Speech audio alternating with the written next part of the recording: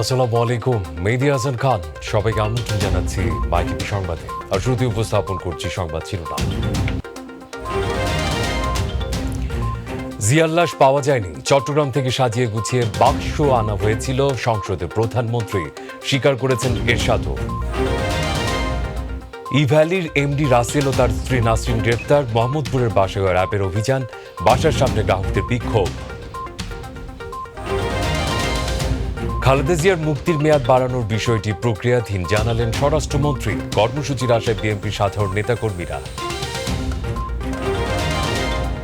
করোনায় আরও ৫১ জনের মৃত্যু। টিকার জন্য নানামুখী চাপে সাধারণ মানুষ। পছন্দের টিকা না পেয়ে অনেকেরই আক্ষেপ।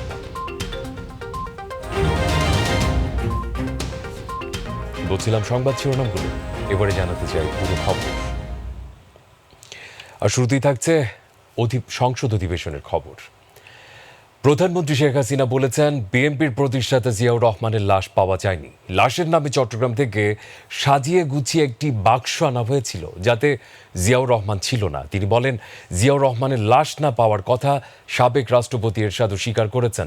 জাতীয় সংসদের অধিবেশনে দেওয়া সমাপনী বক্তব্যে জিয়াউর রহমানের মুক্তিযুদ্ধে অংশগ্রহণ নিয়েও প্রশ্ন তোলেন সংসদ নেতা। আশ্রয়ণ প্রকল্পের কথিত দুর্নীতি সহ বিভিন্ন বিষয়ে কথা বলেন তিনি। মেট্রো রেল এখন দৃশ্যমান উল্লেখ করে শেখ হাসিনা বলেছেন, আগামী জুনে যানবাহন চলাচলের জন্য উন্মুক্ত করা হবে পদ্মা সেতু। আরও তথ্য মোবালিক করিমের। সংসদ নেতা মাননীয় প্রধানমন্ত্রী শেখ হাসিনাকে তার জাতীয় সংসদের চতুর্দশ অধিবেশনে সমাপনী বক্তব্য দেন সংসদ নেতা প্রধানমন্ত্রী শেখ হাসিনা। একাদশ সংসদের সরকারের মেগা প্রকল্পগুলো নিয়ে যারা প্রশ্ন তোলেন তাদের সমালোচনা করে প্রধানমন্ত্রী জানান, আগামী জুনে পদ্মা সেতু যান চলাচলের জন্য উন্মুক্ত করা হবে। আজকে আমাদের নিজস্ব অর্থায়নে আল্লাহর রহমতে পদ্মা সেতু কিন্তু প্রায় সম্পূর্ণ হয়ে গেছে। আমরা বোধহয় আর কিছুদিনের পরেই আমরা সেখানে গাড়ি চালাতে পারবো, যেটা ধরা হচ্ছে যে 2022 সালের মধ্যে, জুন মাসের মধ্যে সেখানে চলাচল করা যাবে। রেল এবং সেখানে গ্যাসের লাইন, বিদ্যুৎ লাইন সব কিছু কিন্তু করা হচ্ছে। আশ্রয়ণ 2 প্রকল্প নিয়ে মিডিয়াতে অপপ্রচারের বিষয়ে তিনি বলেন, দুর্নীতি দমন কমিশনের তদন্তে দুর্নীতি ও অপপ্রচারে জড়িতদের নাম বেরিয়ে আসবে। এবং আমি দুর্নীতি দমন কমিশনকে বলবো, যে কয়টা ঘরে যে 300 ঘর ক্ষতিগ্রস্ত হয়েছে, প্রত্যেকটার তদন্ত তাদের করতে হবে এবং রিপোর্ট দিতে হবে। স্বাস্থ্যসেবা ভেঙে পড়েছে বলে বিরোধী দলীয় সাংসদদের অভিযোগের জবাব দেন প্রধানমন্ত্রী। তুলে ধরেন সরকারে নেওয়া বিভিন্ন পদক্ষেপের কথা। স্বাস্থ্যসেবা ভেঙে পড়লো কিভাবে? কি এত ডাক্তার নিয়োগ দিয়েছে সেই জন্য? নাকি যারা কথা বলে ভেঙে পড়লো তাদের মনটাই ভেঙে গেছে এত ভালো কাজের জন্য? মনে হয় সেটাই হবে। বিএনপির প্রতিষ্ঠাতা জিয়াউর রহমানের মুক্তিযুদ্ধে ভূমিকা, মৃত্যুর পর তার লাশ পাওয়া যায়নি এবং এ ব্যাপারে সাবেক রাষ্ট্রপতি এরশাদের বক্তব্য সংসদকে অবহিত করেন প্রধানমন্ত্রী শেখ হাসিনা। জিয়ার মৃত্যু সংবাদের পর তার লাশ খুঁজে পাওয়া যায়নি। গায়েবানা জানাজা হয়েছিল, কয়েকদিন পরে একটা বাক্স আনা হলো। ইভেন জেনারেল এরশাদ সাহেব, তাকে আমি বললাম যে আপনি যে বাক্স নিয়ে আসলেন, এই মৃত্যু কিছুদিন আগেও বারবার জিজ্ঞেস করতো, আপনি একটু বলেন তো যে আপনি যেটা বাক্স আনলেন লাশটা, আমাকে বলছে, বোন লাশ বাবু কোথায়? আর কি বলবো? তিনি একটা সেন্টারে অধিনায়ক হিসেবে দায়িত্ব পালন করেছেন, আর সেখানে ক্যাজুয়ালিটি বেশি হয়েছে। তাহলে প্রশ্ন আসে যে সে তাহলে যুদ্ধে কি কাজ করেছে পাকিস্তানিদের পক্ষে, যাতে আমাদের মুক্তিযোদ্ধারা মৃত্যুবরণ করে, সেই ব্যবস্থা করেছিল কি না, সেটাই আমার প্রশ্ন। এর আগে জরুরি ভিত্তিতে বিদ্যুৎ ঘাটতি মেটাতে কুইক রেন্টালের মেয়াদ আরও 5 বছর বাড়িয়ে বিদ্যুৎ ও জ্বালানি দ্রুত সরবরাহ বৃদ্ধি বিল 2021 এবং ফির বিনিময়ে জাতীয় আর্কাইভস থেকে তথ্য দেওয়ার বিধি রেখে বাংলার জাতীয় আর্কাইভস বিল 2021 সংসদে কণ্ঠভোটে পাশ হয়। বিদ্যুৎ ও জ্বালানি। মুবাল্লিক করিম, মাইটিভি, ঢাকা। এবার ইভ্যালির এমডি ও চেয়ারম্যান গ্রেফতারের খবর। আলোচিত ই কমার্স প্রতিষ্ঠান ইভ্যালির ব্যবস্থাপনা পরিচালক ও প্রধান নির্বাহী কর্মকর্তা মোহাম্মদ রাসেল এবং তার স্ত্রী ও প্রতিষ্ঠানটির চেয়ারম্যান শামীমা নাসরিনকে গ্রেপ্তার করেছে র্যাব। বিকেলে রাজধানী মোহাম্মদপুরে রাসেলের বাসায় ঘণ্টাখানেক অভিযান চালানোর পর তাদের দুজনকে গ্রেপ্তার করা হয়। এই সময় বাসার সামনে পাওনার দাবিতে গ্রাহকরা বিক্ষোভ করেন। রাসেল ও তার স্ত্রীকে নিয়ে র্যাবের বেরোনোর সময় বাধা দেয় তারা। পরে র্যাব সদর দপ্তরে সংবাদ সম্মেলনে আইন ও গণমাধ্যম শাখার পরিচালক কমান্ডার খন্দকার আল মঈন জানান, গ্রাহকরা পাওনা আদায়ে ব্যবস্থা নেবে র্যাব। বিস্তারিত জানাচ্ছেন শিউলি রোজা। প্রতারণার অভিযোগে এক গ্রাহকের গুলশান থানায় করা মামলায় ই কমার্স প্রতিষ্ঠান ইবালির ব্যবস্থাপনা পরিচালক ও সিইও মোহাম্মদ রাসেল এবং তার স্ত্রী প্রতিষ্ঠানটির চেয়ারম্যান শামীমা নাসরিনকে গ্রেফতার করেছে র্যাব। রাজধানী মোহাম্মদপুরে বাসায় ঘণ্টাখানিক অভিযান চালানোর পর তাদের দুজনকে র্যাবের গাড়িতে তুলে নিয়ে যাওয়া হয়। এ সময় বাসা থেকে তাদের নিয়ে বের হতে র্যাব সদস্যদের বাধা দেন উপস্থিত গ্রাহকরা। ওনাকে ধরা হলো, আলটিমেটলি কি ক্রেতারা টাকা পাচ্ছে, সাপ্লায়াররা টাকা পাচ্ছে না, মানে একদম চুরমার করে দেওয়া হলো আজকের এই ঘটনার মধ্যে দিয়ে। এটা আমরা নিন্দা জানাই, তীব্র নিন্দা জানাই। এখন তাকে সুযোগ দেওয়া হলে সে ঘুরে দাঁড়াবে, এই ইবেলি ঘুরে দাঁড়াবে, গ্রাহকরা উপকৃত হবে, দেশের জনগণ উপকৃত হবে, বাংলাদেশে অ্যামাজন আলিবাবা প্রতিষ্ঠা হবে। রাসেলকে আটকে তারা কোনো সুফল পাবেন না, বরং গ্রেফতার না হলে ধীরে ধীরে তাদের সবকিছু পরিশোধ করার দাবি জানান গ্রাহকরা। এখন আমরা চাইতেছি সাথে ওর অ্যারেস্ট করা হয়েছে, আমাদের টাকা, আমাদের পণ্যগুলো আমরা ফেরত পাওয়া হোক, আমাদের ফেরত পাই আমরা পণ্যগুলো, আমরা এটাই চাইতেছি। কিন্তু আজকে আপনি দেখেন এখনো প্রায় 9 মাস হয়ে গেছে, কিন্তু আমি প্রোডাক্টও পাইনি এবং রিফান্ডও পাইনি। তাহলে সরকার আমাদেরকে আশ্বস্ত করুক যে সে আমাদের টাকাগুলো আমাদেরকে ফেরত দিয়ে দিবে। এদিকে র্যাব সদর দপ্তরে এ বিষয়ে সংবাদ সম্মেলন করে র্যাবের লিগ্যাল অ্যান্ড মিডিয়া উইংয়ের পরিচালক জানান, ভুক্তভোগীরা যেন অর্থ ফেরত পায় সেই চেষ্টা করা হবে। সরকারের বিভিন্ন সংস্থা এই বিষয়টি নিয়ে কাজ করছেন, তারা নিশ্চয়ই একটি ব্যবস্থাপনা করবেন যার মাধ্যমে সম্মানিত নাগরিকবৃন্দ বা গ্রাহকবৃন্দ তারা যাতে তাদের যেটা অর্থ ফেরত পান বা পণ্য ফেরত পান। বাসা থেকে র্যাবের গাড়িতে করে মোহাম্মদ রাসেল ও তার স্ত্রী শামীমা নাসরিনকে র্যাব হেডকোয়ার্টারে নিয়ে যাওয়া হয়। শিউলি রোজা, মাইটিভি, ঢাকা। রাজনৈতিক প্রসঙ্গ। বিএনপি চেয়ারপারসন খালেদা জিয়ার দ্বন্দ্ব স্থগিত করে মুক্তির মেয়াদ বাড়ানোর বিষয়টি প্রক্রিয়াধীন রয়েছে বলে জানিয়েছেন স্বরাষ্ট্রমন্ত্রী আসাদুজ্জামান খান কামাল। দুপুরে সচিবালয়ে সাংবাদিকদের সঙ্গে আলাপকালে তিনি কথা জানান। স্বরাষ্ট্রমন্ত্রী আরও বলেন, আইন মন্ত্রণালয়ের মতামত সহ প্রস্তাবটি প্রধানমন্ত্রীর কাছে পাঠানো হবে, তবে সিদ্ধান্ত নিতে কতদিন লাগবে সে বিষয়ে কোনো মন্তব্য করেননি আসাদুজ্জামান খান কামাল। এর আগেই খালেদা জিয়ার দ্বন্দ্ব স্থগিত করে মুক্তির মেয়াদ আরও 6 মাস বাড়ানোর বিষয়ে মতামত দিয়েছে আইন মন্ত্রণালয়। খালেদা জিয়ার ছোট ভাই আমাদের কাছে একটা আবেদন নিয়ে আসছিলেন, আমরা যথাযথ প্রক্রিয়া করার জন্য আইন মন্ত্রণালয়ে পাঠিয়েছি। এটা আইন মন্ত্রণালয় থেকে মানে যে অভিমত দিয়েছিল সেই অনুযায়ী প্রক্রিয়া চলছে। না, আমি তো বলতে পারবো না, ইয়েস নো কোনোটাই তো আমরা বলতে পারবো না, এটা প্রক্রিয়া আছে, মাননীয় প্রধানমন্ত্রীর ওখানে যাবে, এগুলি আপনারা সবই জানেন, এটা প্রক্রিয়াধীন। এদিকে 3 দিন ধরে শীর্ষ নেতাদের ম্যারাথন বৈঠকে বিএনপি চেয়ারপারসন খালেদা জিয়ার মুক্তি ও গণতন্ত্র পুনরুদ্ধারে আন্দোলনের কর্মসূচি আসবে, এমনটাই প্রত্যাশা তৃণমূল থেকে কেন্দ্রীয় পর্যন্ত নেতাকর্মীদের। এ কারণে গুলশানের দলীয় চেয়ারপারসনের কার্যালয়ের অভ্যন্তরে বৈঠক চলাকালে বাইরে ভিড় করেন তারা। রিপোর্ট মাহবুব সৈকতের। কারাবন্দী হওয়ার 4 দিন পূর্বে 2018 সালের 3 ফেব্রুয়ারি বিএনপি চেয়ারপারসন খালেদা জিয়ার সভাপতিত্বে সর্বশেষ সভা হয়েছিল দলের নির্বাহী পরিষদের। 502 সদস্যের নির্বাহী কমিটির এরপর আর কোনো সভা হয়নি। খালেদা জিয়ার অনুপস্থিতিতে 3.5 বছর পর দলের বিভিন্ন স্তরের নেতাদের সাথে টানা 3 দিনের মতবিনিময় সভা করেন দলের শীর্ষ নেতারা। প্রথম দিনের বৈঠকে অংশ নেন চেয়ারপারসনের উপদেষ্টা ও ভাইস চেয়ারম্যানরা। যুগ্ম মহাসচিব, সাংগঠনিক সম্পাদক ও সহ সম্পাদকরা অংশ নেন দ্বিতীয় দিন। আর শেষ দিন অংশ নেন ছাত্রদল, যুবদল, মহিলা দল সহ অঙ্গ ও সহযোগী সংগঠনের নেতারা।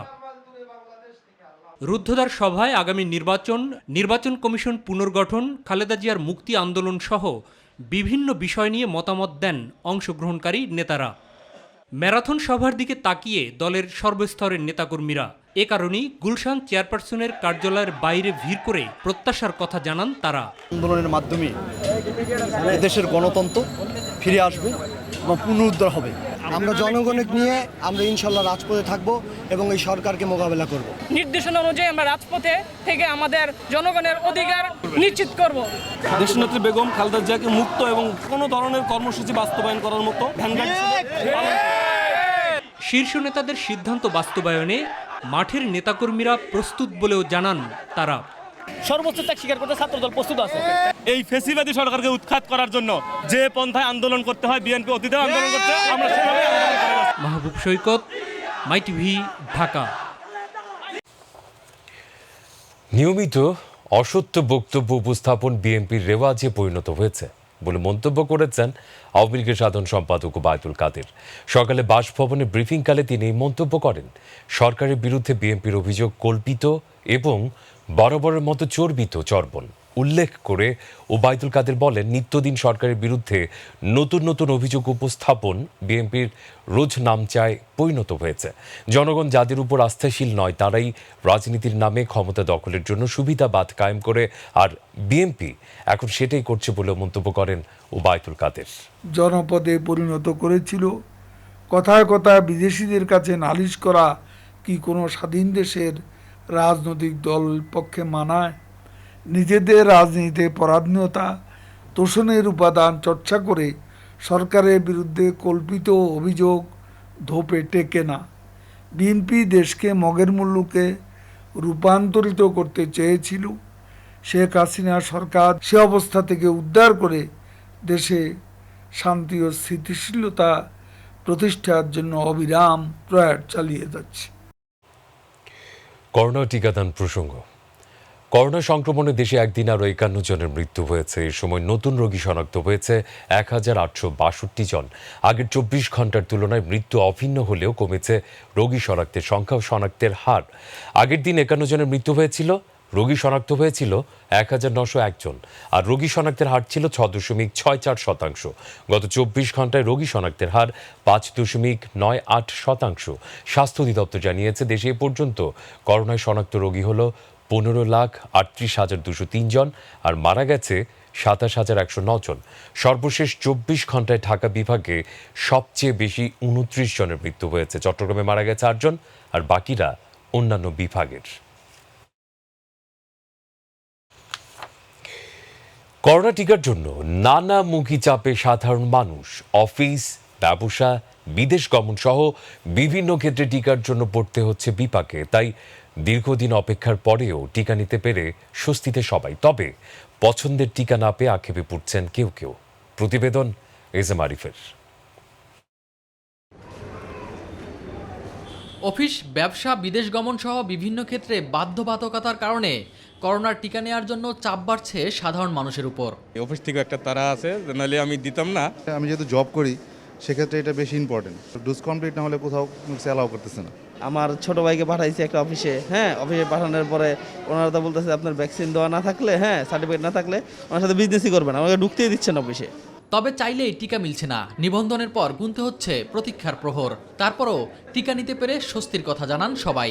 অগাস্টের 1 তারিখে SMS দিয়েছিলাম, তো আজকে আমি রিপ্লাই পেলাম, ফার্স্ট ডোজ কমপ্লিট করলাম। অনেকদিন অপেক্ষা করতে হয়েছে, ভালো বিশ্বাস আমাদের মনে আছে এর থেকে করোনা ইনশাল্লাহ মুক্ত হবে আমাদের দেশের।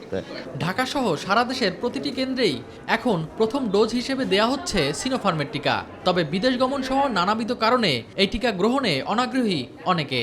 অ্যাস্ট্রাজেনিকা অথবা মডার্না, এই দুইটার যে কোনো একটা হলে ভালো তো আর কি। সৌদি আরব বা আরও কিছু দেশ আছে, ইন্ডিয়াতেও সিনোফার্ম অ্যাকসেপ্ট হয়েছে। সেক্ষেত্রে আমরা যদি বাইরের দেশ ভ্রমণে যাই সেক্ষেত্রে তো যেতে পারবো না, এটা একটা প্রতিবন্ধকতা থাকে। সব টিকাই বিশ্ব স্বাস্থ্য সংস্থার অনুমোদিত উল্লেখ করে বিভাজন করা ঠিক নয় বলে জানান নাক-কান-গলা ইনস্টিটিউটের সহকারী পরিচালক। কোনো টিকাই যে 100% কাজ করবে 100% মানুষের মধ্যে সেরকম না। তবে বাংলাদেশ গভর্নমেন্ট, আমাদের মাননীয় প্রধানমন্ত্রী বঙ্গবন্ধু কন্যা শেখ হাসিনা যে টিকাগুলো এনেছেন তারা যথেষ্ট বিচার বিবেচনা করে স্বাস্থ্য অধিদপ্তর মন্ত্রণালয় এনেছেন, এবং তাদের অবস্থা যে ভালো, এই টিকাগুলো যে ভালো, এই বাংলাদেশে কিন্তু মৃত্যুর হার কমা আমরা দেখতে পাচ্ছেন, কম পরিমাণে রোগ আক্রান্ত হচ্ছে দেখতে পাচ্ছেন। তাই আপনাকে বলতে হবে আমাদের দেশে যে সমস্ত টিকা আছে সবগুলোই প্রায় সমান কার্যকর। এসএম আরিফ, মাই টিভি, ঢাকা। এবারে অন্যান্য প্রসঙ্গ। জাতিসংঘের সাধারণ অধিবেশনে যোগ দিতে শুক্রবার নিউ ইয়র্কের উদ্দেশ্যে ঢাকা ছাড়বেন প্রধানমন্ত্রী শেখ হাসিনা। 24শে সেপ্টেম্বর বাংলায় ভাষণ দেবেন তিনি। অধিবেশনে ধনী গরিব সব দেশের জন্য করোনার টিকা নিশ্চিত করার আহ্বান জানাবেন শেখ হাসিনা। নিজ মন্ত্রণালয়ে সংবাদ সম্মেলনে এসব কথা জানান পররাষ্ট্রমন্ত্রী ডক্টর এ কে আব্দুল মোমেন। তিনি জানান, বিশ্ব নেতাদের সাথে একাধিক সাইডলাইন বৈঠকে রোহিঙ্গা সহ নানা ইস্যু নিয়ে আলোচনা করবেন প্রধানমন্ত্রী শেখ হাসিনা। আরও জানাচ্ছেন রাকিব হাসান। জাতিসংঘের ৭৬তম সাধারণ অধিবেশনে যোগ দিতে দীর্ঘ ২ বছর পর বিদেশ সফরে যাচ্ছেন প্রধানমন্ত্রী শেখ হাসিনা। ২ সপ্তাহের সরকারি সফরের বিস্তারিত তুলে ধরতেই পররাষ্ট্রমন্ত্রীর এই সংবাদ সম্মেলন। আগামীকালকে সকালবেলা মাননীয় প্রধানমন্ত্রী ডাইরেক্টলি প্রথম যাবেন এইখান থেকে আপনার হেলসিঙ্কি, ফিনল্যান্ডে। সেইখানে ব্যক্তিগত কারণে যাবেন, আর সেখান থেকে ১৯ তারিখে আপনার নিউ ইয়র্কে পৌঁছবেন। ২০ তারিখ থেকে আমাদের একটার পর একটা প্রোগ্রাম। তিনি জানান, সাধারণ অধিবেশনে এবারও বাংলায় ভাষণ দিবেন প্রধানমন্ত্রী। প্রাধান্য দেয়া হবে জলবায়ু পরিবর্তন সহ করোনার টিকা বৈষম্যের বিষয়ে। ২৪ তারিখে মাননীয় প্রধানমন্ত্রী আপনার ইউএন জেনারেল অ্যাসেম্বলিতে তার ভাষণটা দেবেন। এবারও তিনি বাংলায় ভাষণটা দেবেন। আমাদের মাননীয় প্রধানমন্ত্রী বলে আসছেন যে কোভিড ভ্যাকসিনটা should B a public good, এবং এইটি সব দেশে পাওয়া উচিত, ধনী দরিদ্র সব দেশের পাওয়া উচিত, উইদাউট এনি ডিসক্রিমিনেশন। আমরা এটাও এইবারে ওখানে আমরা আরও জোরালো করে তুলব। মন্ত্রী জানান, সাধারণ অধিবেশন চলাকালে সাইডলাইনে বিশ্ব নেতাদের সাথে বৈঠক করবেন শেখ হাসিনা। আর আমাদের রোহিঙ্গা ক্রাইসিস তো আছে, সেই রোহিঙ্গা ক্রাইসিসের উপরে আলোচনা হবে।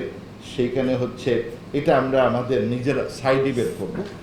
এটা Rohingya crisis imperative for a sustainable solution.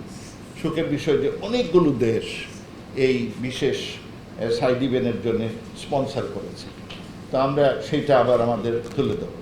বঙ্গবন্ধুর জন্মশতবার্ষিকী উপলক্ষে জাতিসংঘ সদর দপ্তরের রোজ গার্ডেনে বৃক্ষরোপণ করবেন প্রধানমন্ত্রী। মতবিনিময় করবেন প্রবাসী বাংলাদেশি ব্যবসায়ী ও কমিউনিটি নেতাদের সাথে। এবছরে আমরা এই ইউএনের ভিতরে যে রোজ গার্ডেন, সেইখানে বঙ্গবন্ধুর নামে একটি বেঞ্চ এবং একটি গাছ মাননীয় প্রধানমন্ত্রী সেখানে রোপণ করবেন। অধিবেশনে যোগদান শেষে আগামী ১ অক্টোবর প্রধানমন্ত্রী ঢাকায় ফিরবেন বলেও জানান ডক্টর এ কে আব্দুল মোমেন। আমরা ১ তারিখে রাত্রে 10:30টার দিকে বোধহয় স্কেডিউল, রাত্রে 10:30। রাকিব হাসান, মাই টিভি, ঢাকা।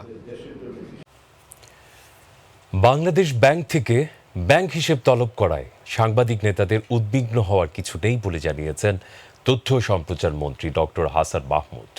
দুপুরে জাতীয় প্রেস ক্লাবে ঢাকা সাংবাদিক ইউনিয়নের বার্ষিক সাধারণ সভায় তিনি একথা জানান। তথ্যমন্ত্রী বলেন, আইসিটি অ্যাক্টের ধারা কোনোভাবেই গণমাধ্যমের জন্য প্রতিবন্ধকতা সৃষ্টি করবে না। আইসিটি অ্যাক্টের যাতে অপব্যবহার না হয় সেজন্য সকল দপ্তরে নির্দেশনা দেওয়া হয়েছে।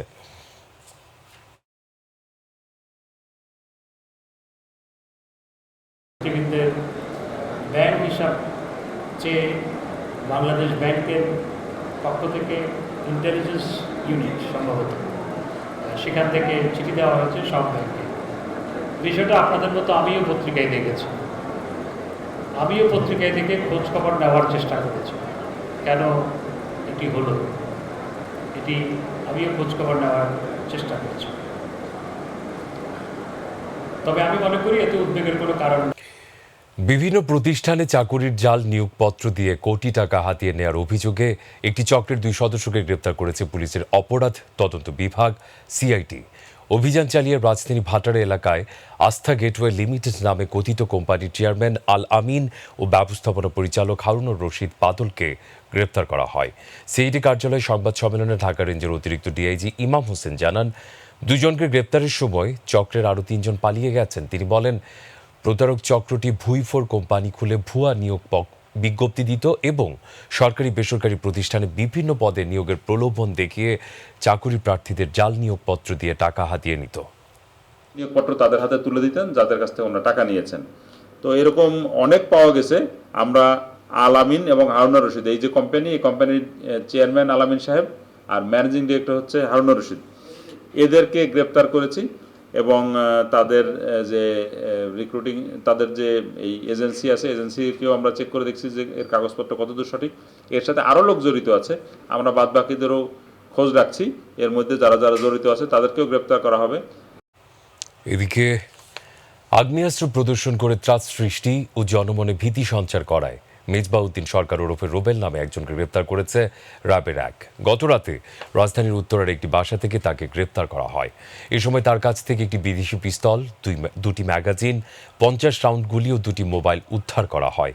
র্যাব জানায়, ভার্চুয়াল জগতে নজরদারির ধারাবাহিকতায় র্যাব 1 সাইবার মনিটরিং টিম সামাজিক যোগাযোগ মাধ্যমে একটি সন্দেহমূলক আইডি শনাক্ত করে। ওই আইডিতে আগ্নেয়াস্ত্র প্রদর্শন করে জনমনে আতঙ্ক সৃষ্টির কিছু স্থির চিত্র দেখা যায়। এরই প্রেক্ষিতে মেজবাউদ্দিন সরকারের অবস্থান শনাক্ত করে তাকে গ্রেফতার করা হয়।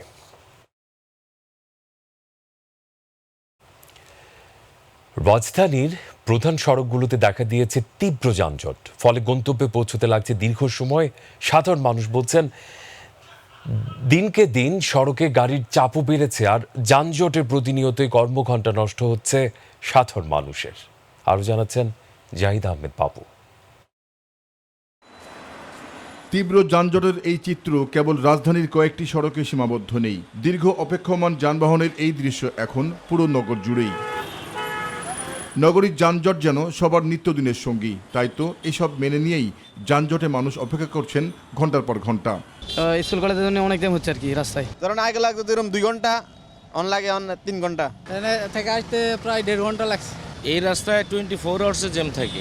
আগে সারাদিন গাড়ি চালায় 1000 টাকা কামাতাম, এখন 500 টাকা কামাতে সমস্যা হয়। অতিরিক্ত জ্যাম বাড়ছে, জ্যামের জন্য আমরা গাড়ি চালাতে পারি না।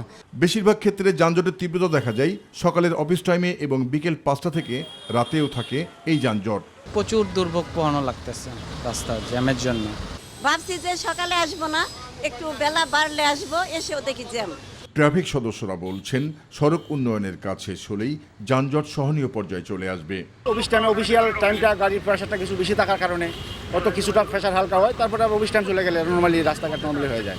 রাস্তা কাটার কারণে আমাদের যানজট বৃদ্ধি পাচ্ছে, কিন্তু আমাদের চেষ্টা করে যাচ্ছি। এদিকে দীর্ঘ বন্ধ থাকা শিক্ষা প্রতিষ্ঠান খুলে যাওয়ায় শিক্ষার্থীদের সড়ক উপস্থিতি লক্ষ্য করা গেছে রাজধানীর অলিগলি সহ প্রধান সড়কেও। জাহিদ আহমেদ বাবু, মাই টিভি, ঢাকা। সংবাদের শেষ প্রান্তে আমরা।